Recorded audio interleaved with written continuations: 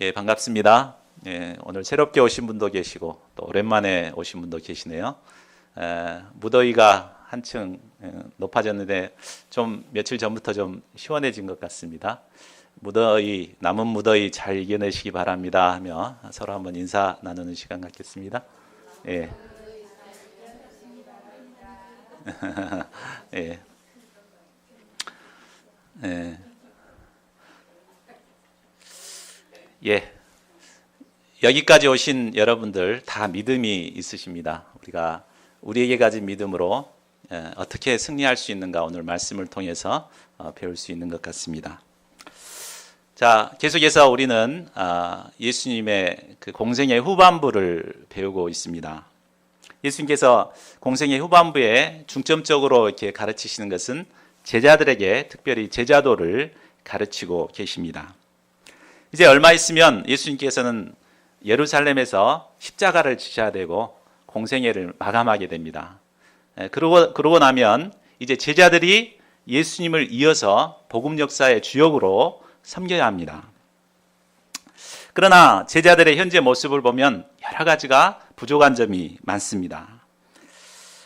이런 제자들에게 예수님께서 마음이 급하셨던지 오늘 말씀해 보면 강경한 어조로 제자도에 대해서 5가지로 가르치고 계십니다. 우리가 이 제자도를 가르쳤다 그렇게 하니까 나는 제자가 아니니까 나와는 별로 상관이 없다 이렇게 생각할지 모릅니다. 그러나 신약의 성도들은 모두가 왕 같은 제사장들이요 제자들이라고 볼 수 있습니다. 그러니까 다 모두에게 해당되는 말씀이라고 볼 수 있습니다. 저희 모두가 오늘 말씀을 통해서 예수님의 제자도를 잘 배워서 참 제자의 삶을 살아가는 저희 모두가 될 수 있기를 기도합니다. 자, 예수님이 가르치시는 제자도 오늘 보면 5가지로 배울 수 있는데 첫째로 실족하게 하지 않도록 스스로 조심해야 합니다. 자, 1절을 보십시오. 예수님께서 제자들에게 말씀하십니다. 실족하게 하는 것이 없을 수는 없으나 그렇게 하는 자에게는 화로다. 제자로서 복음 역사를 섬기다 보면 실족하게 하는 것이 없을 수가 없습니다. 여러 사람들을 모아놓고 이렇게 가르치다 보면 나도 모르는 사이에 한두 사람에게 상처를 주고 실족해 할 수가 있습니다. 어떤 양은 목자님이 뭔가에 집중해서 이렇게 얘기했는데 자기가 인사를 했는데 목자님이 안 받아줬어요. 이게 뭔가 집중하다 보니까 모를 수 있잖아요. 근데 그것에 상처받아가지고 굉장히 힘들어하는 양을 본 적이 있습니다. 또 어떤 양은 설교 시간에 목자님이 이렇게 말씀에 기초해서 이렇게 했는데 자신한테 얘기했다고 막 목자님한테 상처받고 힘들어하는 경우를 본 적이 있습니다. 이처럼 제자의 삶을 살다 보면 의도치 않게 나도 모르는 사이에 상처를 줄 수가 있는 것입니다. 그래서 실족해 하는 일이 없을 수가 없습니다. 예수님은 우리가 제자의 삶을 살아갈 때 이런 일들이 일어날 수 있다는 것을 너무나 잘 알고 계셨습니다. 그렇다면 예수님께서 야, 그래, 나도 이해한다. 사람 돕다 보면 그럴 수 있지 뭐 이렇게 용납해 주셔야 할 것 같습니다. 그러나 예수님이 뭐라고 말씀하십니까? 그렇게 하는 자에게는 화로다라고 강하게 말씀하십니다. 예수님은 실족해 하는 일이 없을 수는 없지만 그렇다고 그것을 용납해 주지 않으셨습니다. 그에게 화가 임하게 될 것을 경고하십니다. 자, 그러면 그에게 어떤 화가 임하게 됩니까? 자, 2절을 우리가 경계하는 마음으로 한번 같이 읽어보겠습니다. 시작. 그가 이 작은 자 중에 하나를 실족하게 할진대 차라리 연자 맷돌이 그 목에 매어 바다에 던져지는 것이 나으리라. 예수님은 아주 강한 어조로 말씀하십니다. 이 작은 자 중 하나를 실족하게 할 바에는 차라리 연자 맷돌을 목에 메고 바다에 던져지는 것이 더 나을 것이다. 연자 맷돌 보신 적 있습니까? 연자 맷돌은 짐승들이 이렇게 끄는 맷돌이기 때문에 일반 맷돌하고는 규모가 틀립니다. 그래가지고 보통 사람들의 몸보다 큰 맷돌입니다. 그 맷돌을 목에 걸고 바다에 빠지면 어떻게 되겠습니까? 꼬르륵 바로 죽는 거죠. 천하의 마이크 펠프스라는 수영 선수라도 살아날 재간이 없는 것입니다. 자, 그러면 예수님께서 이처럼 강경하게 말씀하시는 이유가 무엇일까요? 한 사람이라도 실족하게 한 제자들은 모두가 이처럼 바다에 빠져 죽어야 된다라는 말씀일까요? 정말 그렇다면 평생 양으로 살아가지 누가 제자로 살고 싶겠습니까? 그렇죠? 그렇다면 예수님께서 이처럼 강경하게 말씀하시는 그 의도가 무엇일까요? 그것은 작은 자 한 사람을 실족하게 하는 문제를 우리가 그만큼 심각하고 크게 인식해야 된다는 말입니다. 사람들은 작은 자에 대해서는 별로 중요하게 생각하지를 않습니다. 우리 같은 개척교회에서는 작은 자 한 사람이 정말 소중합니다. 그렇죠? 그래서 굉장히 귀하게 여깁니다. 그러나 수천 명 되는 교회에서는 작은 자들 그렇게 귀하게 여기지 않습니다. 그래서 헌금도 잘 안 내고 이렇게 사회적 이치도 별로 없고 그런 사람들은 무시하는 경향이 있습니다. 그래서 많은 사람들이 대형교회 다니다가 마음의 상처를 받고 교회를 떠나서 가난한 성도들이 되는 경우가 많습니다. 그러나 아무리 작은 자라 할지라도 인간은 누구나 하나님의 형상이 새겨진 고귀한 존재들입니다. 한 사람의 생명이 천하보다도 귀하다고 했습니다. 이처럼 고귀한 존재를 실족시킨다는 것은 바로 연자맷돌을 목에 메고 바다에 던져질 만큼 심각한 문제라는 것을 예수님께서는 말씀해 주고 계십니다. 저도 양 시절이 있었습니다. 양 때 보면은 참 목자님들한테 저도 알게 모르게 상처를 많이 받았습니다. 저는 그때마다 내가 목자가 되면 저러지는 말아야지 이렇게 다짐을 했었습니다. 그런데 저도 어느덧 목자가 되다 보니까 나도 모르게 상처를 줄 때가 많았던 것 같습니다. 정말 말하지 않고 참고 있었으면 될 텐데 그냥 마음이 급해가지고 그냥 섣불리 이렇게 말을 했다가 상처를 주기도 하고 내가 왜 그 말을 했던 거 하고 후회할 때도 많았습니다. 자, 이처럼 우리는 다 연약하다 보니까 작은 자에게 상처를 줄 수밖에 없는데 그렇다면 이처럼 연약한 우리가 어떻게 작은 자 하나에게 상처를 주지 않고 목자 생활을 할 수 있을까요? 자, 정답이 3절 상반절에 있습니다. 한번 같이 읽어볼까요? 시작. 너희는 스스로 조심하라. 예, 스스로 조심하라. 스스로 자신을 살피고 늘 긴장하고 조심해야 한다는 것입니다. 특히 목자는 말로써 가르치기 때문에 말로 상처를 주기가 쉽습니다. 그러므로 목자는 말을 할 때 참 신중해야 합니다. 그냥 막 속에서 나온다고 막 내뱉어서는 안 되고 2번, 3번 생각하고 이것이 저 사람이 들었을 때 상처가 될까 안 될까 이렇게 생각하고 말을 하는 것이 중요합니다.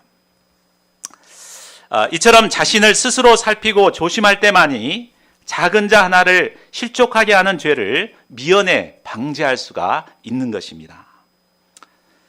성경에 보면 사도 바울을 보면 양들을 여러 사람들을 섬겼지만 그는 작은 자 하나에게 상처를 주지 않게 해서 얼마나 세심하게 자신을 살폈는가를 볼 수 있습니다. 고린도전서 8장에 보면 사도 바울은 우상에 바쳐진 재물을 얼마든지 마음대로 먹을 수 있다는 믿음이 있었습니다. 그러기에 그는 얼마든지 없어서 못 먹지 눈에 보이면 막 먹을 수가 있었습니다. 그러나 만일 그 모습을 믿음이 어린 양들이 봤다가 상처가 될 수가 있습니다. 그렇죠? 어떻게 목자가 돼가지고 우상에 바쳐졌던 그 재물을 먹을 수 있는가? 그래갖고 실족할 수 있는 그런 가능성이 있었습니다. 이에 사도 바울은 어린 양들을 실족시키지 않기 위해서 자신은 영원히 고기를 먹지 않겠다고 결단을 합니다. 이처럼 사도 바울은 작은 자 한 사람을 실족하게 하지 않고자 늘 자신을 살피고 스스로 조심하는 삶을 살았습니다. 이처럼 예수님의 제자는 작은 자 한 사람을 귀히 여기고 또 나의 행동이나 말이 그에게 상처나 되지 않을까 늘 세심하게 자신을 살피는 자세가 필요합니다. 내 믿음대로 함부로 살 것이 아니라 양들의 눈높이에서 바라보고 섬세하게 양들을 돕는 자세가 필요합니다. 저희 모두가 이런 목자들이 될 수 있기를 기도합니다. 자, 둘째로 형제가 죄를 범하면 경고해야 합니다. 1, 2절 말씀이 양들과의 관계에서 필요한 자세라고 한다면 이제 3절 말씀은 형제와의 관계에서 필요한 자세입니다. 자, 3절을 보십시오.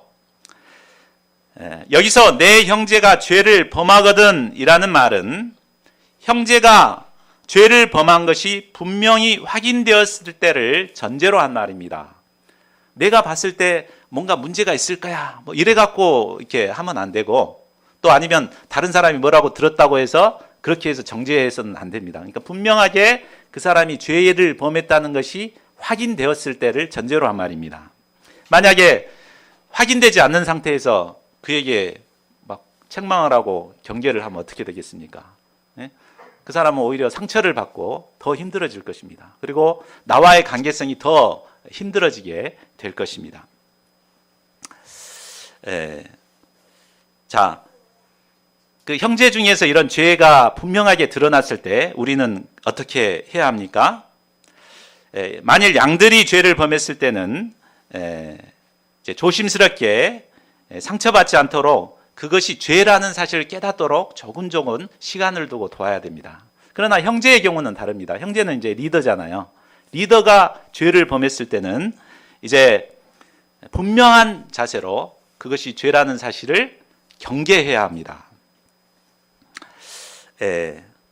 그렇게 분명하게 깨닫도록 도와야 줘야지 그 형제는 죄의 심각성을 깨닫고 돌이키게 됩니다. 만약에 그대로 내버려 뒀다가는 그 죄 가운데 빠져서 결국은 멸망의 길로 갈 수밖에 없습니다.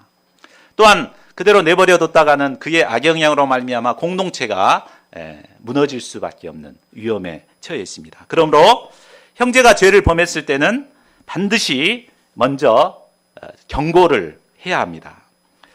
여기서 경고하라는 단어가 헬라어로는 에피파마오라고 하는데 그것은 책망하다, 비난하다, 꾸짖다 이런 뜻입니다. 형제의 죄를 비난하고 책망하는 것은 마치 외과 의사가 날카로운 메스로 병든 환부를 도려내는 것과도 같습니다. 암덩어리가 서서히 자라나 형제의 생명을 갉아먹고 있는데 그냥 그 사람하고 싫은 소리 하기 싫어서 부딪히기 싫어서 가만히 내버려 두면 결국 그 형제는 멸망의 길로 처할 수밖에 없을 것입니다. 그러나 초기에 분명하게 죄에 대해 비난하고 책망할 때 그 형제는 죄에서 떠나 결국 영원한 생명에 이르게 될 것입니다. 그리고 나중에는 그 형제가 정말 고마워할 것입니다. 내가 그때 너가 나를 잡아주지 않았더라면 죄의 길에 빠졌을 텐데 나를 잡아줘서 정말 고맙다 이렇게 말할 것입니다. 잠언 28장 23절은 말합니다. 형제를 경책하는 자는 혀로 아첨하는 자보다 나중에 더욱 사랑을 받느니라. 자, 그런데 형제의 죄를 경고하기에 앞서 먼저 해야 할 일이 있습니다. 그것은 나 자신에게는 그러한 죄가 없는가를 돌아보는 것입니다. 만약에 책망받은 형제의 눈으로 볼 때 나보다 더한데 저 사람은, 근데 나한테 이렇게 하면은 얼마나 내가 기분 좋겠습니까? 응? 너나 잘하십시오 이렇게 얘기할 겁니다. 그러니까 우리가 상대방을 책망하고 돕기 위해서는 먼저 나 자신을 살피고 내가 먼저 회개하고 그 다음에 형제의 문제를 돕는 것이 중요할 것입니다. 자, 셋째로 나에게 7번 죄를 범한 형제도 용서해야 합니다. 만일 형제가 나에게 죄를 범했을 때 우리는 그 형제에게 받은 상처로 인해 쉽게 그를 용서하기가 쉽지 않습니다. 그러나 그 형제가 자신의 잘못을 인정하고 회개했을 때는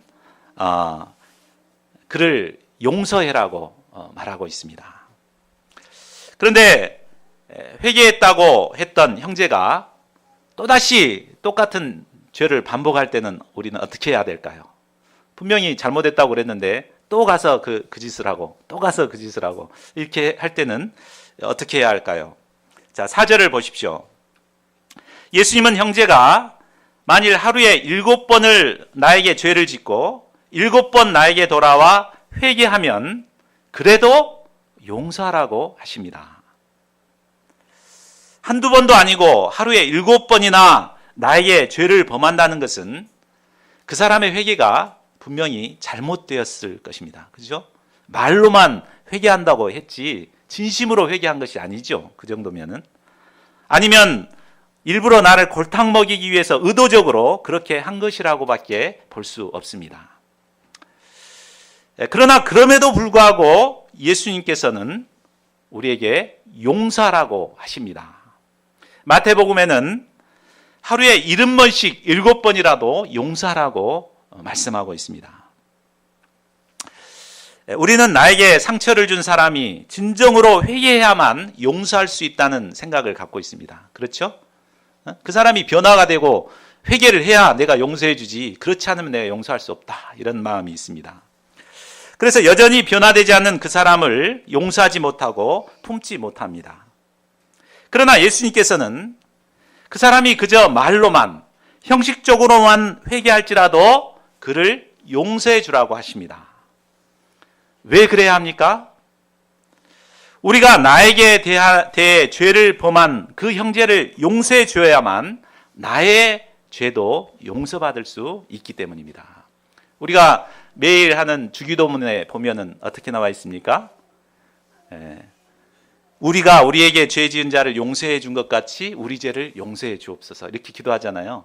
그러니까 나에게 죄 지은 자를 용서해 줄 때 우리의 죄가 용서를 받는 것입니다. 그러나 솔직히 내가 그 사람에게 받은 상처가 아직 아물지 않는 상태에서 그 사람을 용서한다는 것은 참 쉬운 일이 아닙니다. 그 사람 얼굴만 봐도 그냥 막 분노가 치밀어 오르는데 어떻게 용서가 됩니까? 우리의 힘으로는 용서가 불가능합니다. 그러나 우리를 용서하기 위해 십자가를 지신 우리 예수님의 사랑을, 용서의 사랑을 덧입을 때 그를 용서할 수가 있습니다. 예수님께서 우리를 어떻게 용서해 주셨습니까? 예수님께서는 우리가 아직 죄인 되었을 때 우리를 위해 십자가에서 죽으심으로 우리를 용서하셨습니다. 십자가상에서 예수님은 예수님을 십자가에 못 박고 있는 우리를 위해서 기도하셨습니다. 아버지, 저들을 사하여 주옵소서. 자기들이 하는 것을 알지 못함이니이다. 무지로 인해서 자기를 십자가에 못 박는 그들까지도 용서하시는 기도를 드리셨습니다. 우리는 이 예수님의 용서의 사랑으로 구원을 받은 자들입니다. 마치 1만 달란트 빚을 탕감받은 자와도 같습니다. 이런 우리가 나에게 100데나리온 빚을 진 자들 정도야 70번씩 7번이라도 용서하는 것이 마땅한 것입니다. 넷째로 믿음의 능력을 믿고 뽕나무에 도전해야 합니다. 자, 5절을 보십시오. 예수님의 거듭되는 말씀에 제자들은 큰 부담을 느꼈습니다. 그 작은 자를 실족하지 않으라고 막 하시지, 또 나에게 7번씩이나 죄를 범한 자를 용서하라고 하지, 도저히 자기 자신은 할 수가 없었습니다. 그래서 예수님께 간구합니다. 우리에게 믿음을 더하소서. 자, 이 말은 자신들이 가진 믿음으로는 도저히 그렇게 할 수 없다는 말이죠. 예수님께서 나에게 뭔가 큰 믿음을 더해 주셔야만 그렇게 할 수 있다는 말이기도 합니다. 자, 우리들 역시 이런 마음을 가질 때가 많습니다. 정말 믿음이 있으면 할 수 있을 텐데 내가 믿음이 부족하고 없기 때문에 그 일을 못한다. 하나님께서, 예수님께서 나에게 믿음을 더해 주셔야만 그 일을 할 수 있다. 이런 생각을 할 때가 얼마나 많습니까? 가끔 선교사님들 우리가 선교 보고를 들으면 그분들의 믿음 참 대단하잖아요. 내가 그런 큰 믿음을, 큰 일을 하려면은 내 믿음 갖고는 안 되고 큰 믿음이 있어야 된다라고 생각하기 쉽습니다. 그러나 예수님께서는 이런 우리에게 무엇을 말씀하십니까? 우리 6절 말씀을 같이 한번 읽어보겠습니다. 6절 시작. 주께서 이르시되 너에게 겨자씨 하나 할 만한 믿음이 있었더라면 이 뽕나무들어 뿌리가 뽑혀 바다에 심기어라 하였을 것이요 그것이 너에게 순종하였으리라. 아멘. 예수님은 믿음이 작은 것이 문제라고 말씀하십니다. 비록 내가 가진 믿음이 겨자씨처럼 적은 믿음일지라도 그것으로 충분하다고 말씀하십니다. 우리가 잘 알듯이 겨자씨는 얼마나 작습니까? 우리가 볼펜으로 점을 딱 찍어 놓으면 그 크기가 바로 겨자씨 크기입니다. 이 겨자씨만한 믿음이 없는 사람은 거의 없습니다. 그렇죠? 우리 일요일 날 잠자고 싶고 어디 놀러 가고 싶은데도 여기에 모여서 예배 드리고 있는 것, 이것 자체가 사실 믿음이 있는 거죠. 그렇죠? 겨자씨 이상의 믿음이 우리에게는 있습니다.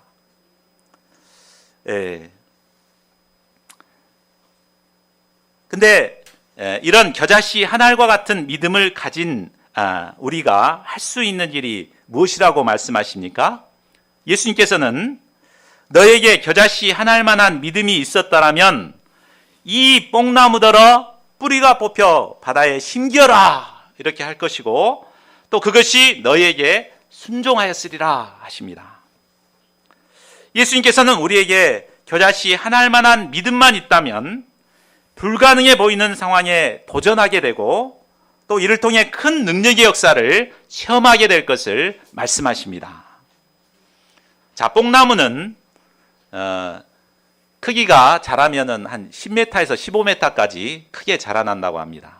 근데 그 뽕나무 보이는 부분은 그렇지만 그 밑에 뿌리는 훨씬 더 깊습니다. 근데 이 뽕나무가 뿌리채 뽑혀가지고 바다에 심겨지라? 이것은 도저히 불가능한 거죠. 그것도 말로 해서 된다는 것은 불가능한 일입니다. 그러나 우리에게 겨자씨 한 알만한 믿음이 있다면 이처럼 불가능하게 보이는 뽕나무에 도전할 수 있게 되고 또 이런 불가능을 가능하게 하는 능력의 역사를 이루게 된다는 말입니다. 사람들의 마음에는 각자 도저히 감당할 수 없다고 한계를 짓는 이 뽕나무들이 있습니다. 어떤 사람은 어린 시절 자신에게 깊은 상처를 준 사람을 용서하지 못하는 그런 뽕나무가 있을 수 있습니다. 또 어떤 분은 아무리 노력해도 변화되지 않는 자신의 죄악된 습관이 뽕나무처럼 느껴지는 분도 계실 것입니다.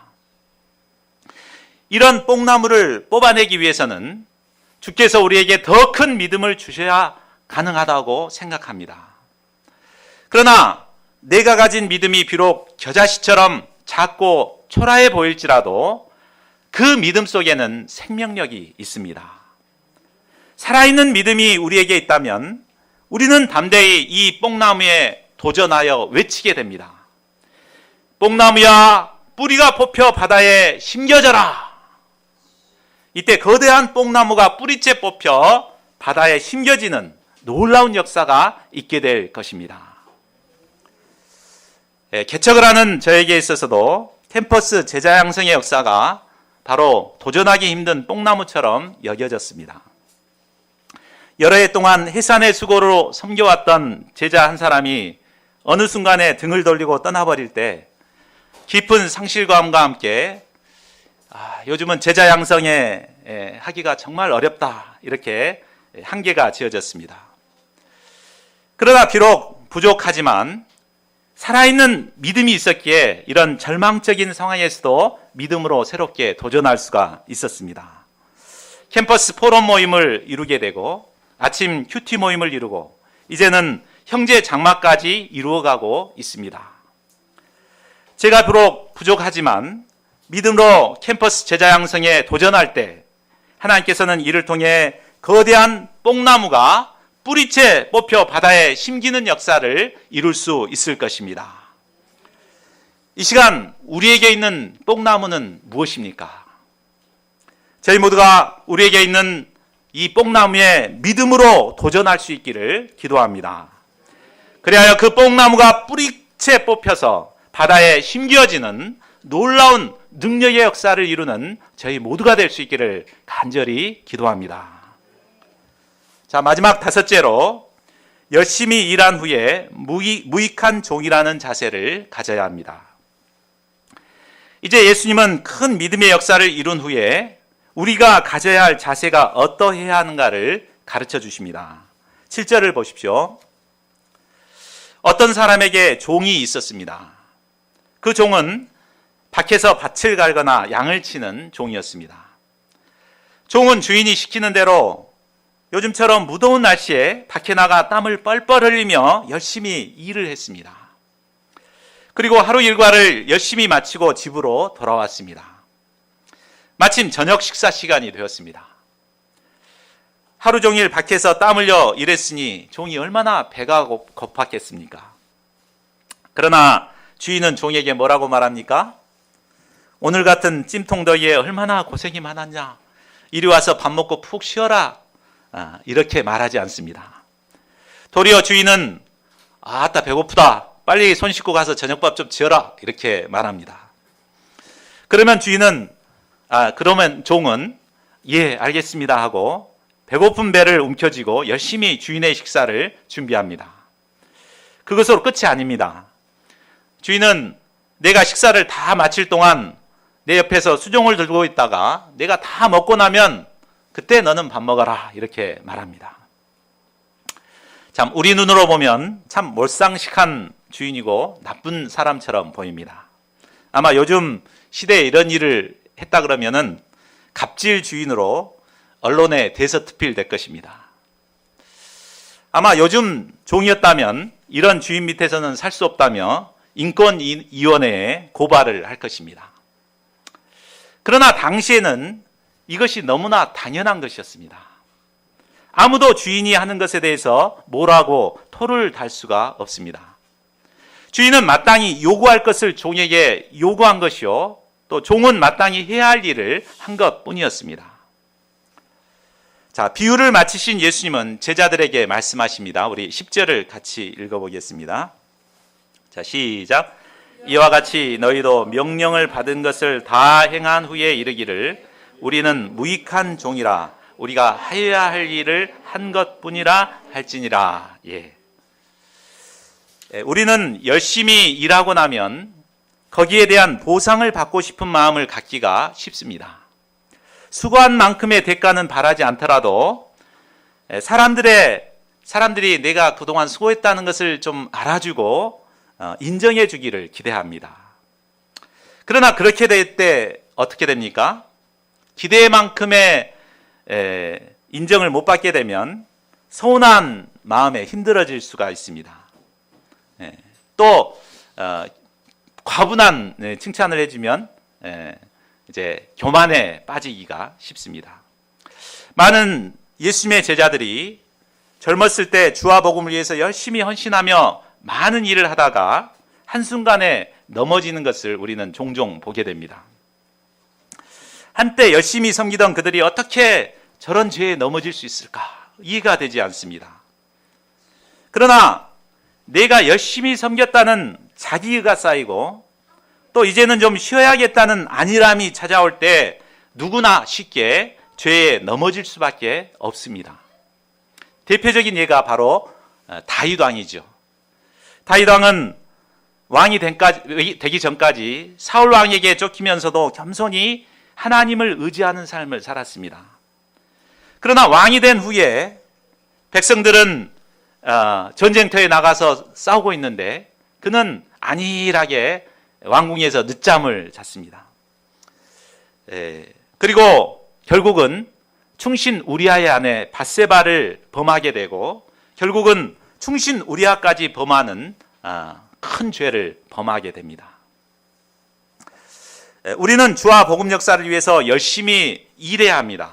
그리고 일한 후에는 나는 무익한 종이라, 내가 해야 할 일을 한 것뿐이라 라는 자세를 가져야 합니다. 나는 무익한 종이라는 말은 나는 아무짝에도 쓸모없다거나 하나님 역사의 하등에 도움이 되지 않는다는 말이 결코 아닙니다. 그가 한 일이 아무리 많고 훌륭했다 하더라도 주인의 명령에 순종한 것이기 때문에 칭찬을 받거나 보상을 받을 자격이 없다는 말입니다. 이런 자세는 사도 바울을 통해서 우리가 잘 배울 수 있는 것 같습니다. 사도 바울은 부르심을 받은 후 순교하기까지 단 한순간도 쉬지 않고 복음 역사를 섬겼던 분입니다. 세 차례에 걸친 전도 여행을 통해 유럽이 복음화되고 전 세계의 역사가 크게 뒤바뀌게 되었습니다. 그는 얼마든지 자신이 한 일을 자랑할 수도 있습니다. 그러나 사도 바울은 서신 곳곳에 자신을 가리켜 그리스도의 종이라고 고백하고 있습니다. 그리고 모든 사도들보다 더 많은 수고를 했지만 그마저도 나와 함께 하신 하나님의 은혜 때문이라고 자신을 낮추었습니다. 한마디로 사도 바울은 나는 무익한 종의 자세로, 나는 무익한 종이니라 하는 자세로 복음 역사를 섬긴 것입니다. 우리는 이미 하나님께로부터 말할 수 없는 보상을 받은 자들입니다. 벌레만 또 못한 죄인을 위해 예수님께서 고귀한 피를 흘려주시고 구원의 은혜를 베풀어 주셨습니다. 우리는 이미 영원한 생명을 얻고 하나님 나라를 기업으로 받은 자들입니다. 이런 우리에게 어떤 보상이 더 필요하겠습니까? 우리는 받은 바 이 은혜에 기초하여 우리가 맡은 직분과 사명을 열심히 감당하는 종들이 되어야 합니다. 사도 바울처럼 열심히 사명을 감당한 후에 나는 종으로서 할 일을 한 것뿐이다 라는 고백을 할 수 있어야겠습니다. 이때 하나님께서는 우리의 모든 수고를 받으시고 우리를 복음 역사에 더욱 귀하게 사용하실 것입니다. 그리고 장차 하나님 나라에서 생명의 면류관을 씌워주실 것입니다. 자, 결론을 맺겠습니다. 오늘 우리는 복음의 주역이 될 제자들이 갖추어야 할 제자도에 대해서 5가지로 공부했습니다. 우리 한번 기억을 더듬어서 한번 하나씩 생각해 볼까요? 첫째가 뭐였죠? 바로 그죠. 작은 자 한 사람을 실족하지 않도록 스스로 조심하는 것입니다. 두 번째는 형제가 죄를 범하면 경계하도록 하는 것이죠. 세 번째가 뭐죠? 형제가 회개하면 하루에 7번씩이라도 용서해 주는 것입니다. 그리고 요절인 네 번째가 뭐죠? 믿음으로 뽕나무에 도전하는 것입니다. 그리고 5번째로 열심히 일한 후에 무익한 종의 자세를 갖는 것입니다. 자, 연약한 우리가 참 이 5가지를 생각하면 단 한 가지도 제대로 감당할 수 없을 것 같습니다. 그러나 우리는 연약하지만 우리에게는 겨자씨와 같은 작은 믿음이 있습니다. 저희 모두가 이 믿음의 능력을 믿고 도전하면 얼마든지 예수님께서 원하시는 제자의 삶을 살아갈 수가 있습니다. 나에게 있는 뽕나무가 무엇입니까? 저희가 우리에게 있는 믿음으로 뽕나무에 도전할 수 있기를 기도합니다.